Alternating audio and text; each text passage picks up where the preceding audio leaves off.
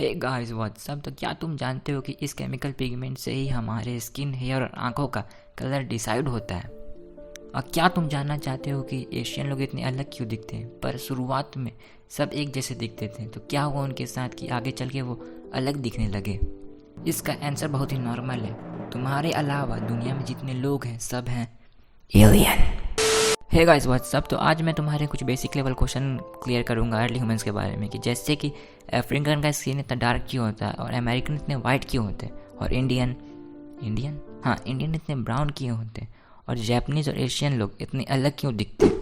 ये सब स्टार्ट हुआ था 2 मिलियन साल पहले, जब अर्ली ह्यूमंस, हमारे एंसिस्टर, स्टार्ट किए थे भटकना ऐसे क्लाइमेट की खोज में जहाँ पे ज़्यादा खाना अवेलेबल हो, और धीरे धीरे वो पूरी दुनिया में फैल गए।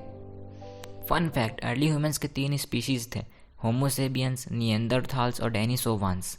निएंडरथाल्स और डेनिसोवांस एक्सटिंक्ट हो गए थे 40,000 साल पहले, बट निएंडरथाल्स का डीएनए अभी भी ईस्ट एशियन के अंदर है और हमारे अंदर भी है, पर जस्ट 2% और लेस देन 2%। और डेनिसोवांस का डीएनए पैसिफिक आइलैंडर्स और साउथ ईस्ट एशियंस में पाया जाता है। बट फैक्ट ये नहीं है, फैक्ट ये है कि क्या आपको पता है कि होमोसेपियन से क्यों सर्वाइव कर पाए, क्योंकि डेनिसोवांस और निएंडरथाल तो 40,000 पहले एक्सटिंक्ट हो गए, तो होमोसेपियंस क्यों नहीं हुए? तो इसका रीज़न है क्योंकि वो बहुत ही बातूनी थे, वो बहुत ही टॉकेटिव थे, वो हर चीज़ से अलग अलग तरह से इंटरेक्ट करने की कोशिश करते थे, जिसके कारण वो ज़िंदा बच गए और सर्वाइव कर गए। तो back to the topic, homo sapiens हमारे असली पूर्वज रिश्तेदार, जो भी सबसे पहले माइग्रेशन के दौरान यूरोप और एशिया पहुंचे थे, फिर वो चाइना पहुंचे 2.1 मिलियन साल पहले, इंडिया भी पहुंचे 65,000 साल पहले, ऑस्ट्रेलिया पहुंचे 35,000 साल पहले, और नॉर्थ अमेरिका पहुंचे 15,000 साल पहले।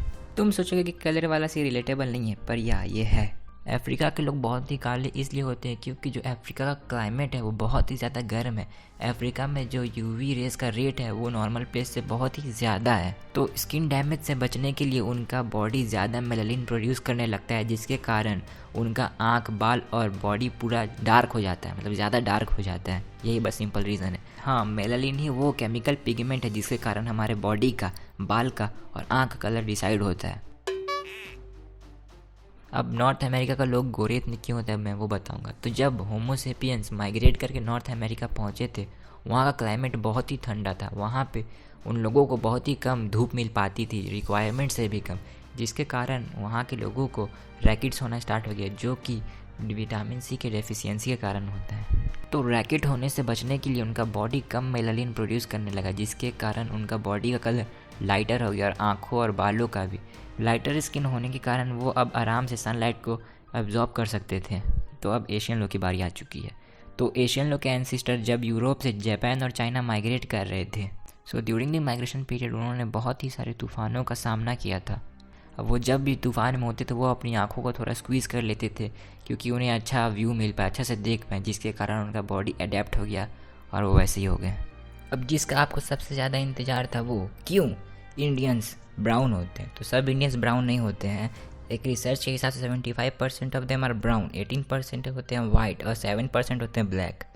हाँ, फन फैक्ट, जब इंडिया पे ब्रिटिश लोग का राज चलता था तो ब्रिटिश लोग इंडिया को कलर्ड पीपल बोलते थे, यानी रंगीन आदमी, क्योंकि वो न ज़्यादा गोरे थे न ज़्यादा काले थे, इसलिए उन्हें वो कलर्ड पीपल बोलते थे।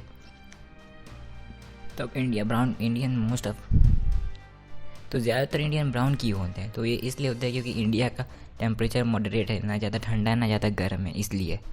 बस इतना ही रीज़न था, कोई बड़ा रीज़न नहीं था। सो अगर तुमको अच्छा लगा तो लाइक करना, सब्सक्राइब करना। हम मिलेंगे अगले में, तब तक के लिए बाय। हाँ, बाय।